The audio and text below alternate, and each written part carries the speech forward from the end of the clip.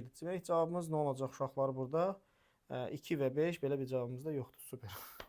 Deməli uşaqlar, qarşımızda belə bir sual var. Deyir ki, bu məktubu da oxudun. Cümləsindəki feillə bağlı yanlış fikirlər müəyyən. Demək, buradakı oxudun sözünü siz iki cür düşünə bilirsiniz uşaqlar. Məsələn, bu məktubu da oxudun. Sən oxudun. Neynədin? Oxudun. Bir də var ki, bu məktubu da oxudun.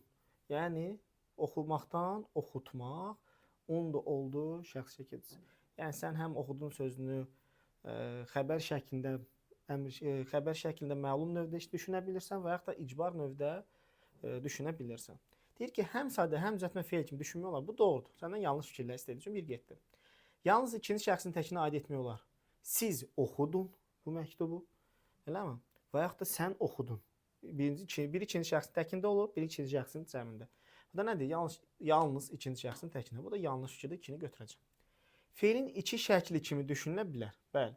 Bir var, sən bunu xəbər şəkli kimi düşündün, oxudun. Nə etdin? Məsələn, D-nı zaman şəkilçisi götürəndə olacaq xəbər şəkildir. Bu şəkildə olanda isə olacaq nə? Əmr şəkli.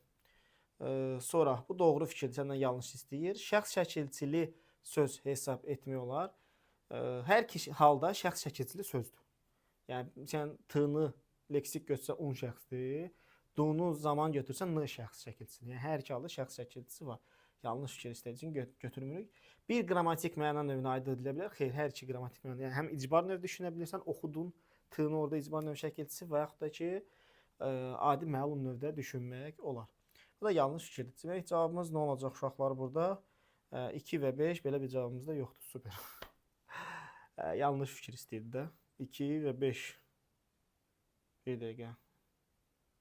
Həm sadə, həm düzəltmə feil kimi düşünmək olar. Bu doğrudur. Yalnız ikinci şəxsin təkində bu yanlışdır. Feilin iki şəkli kimi düşünülə bilər. Doğrudur. Şəxs şəkilçili söz hesab etmək olmaz.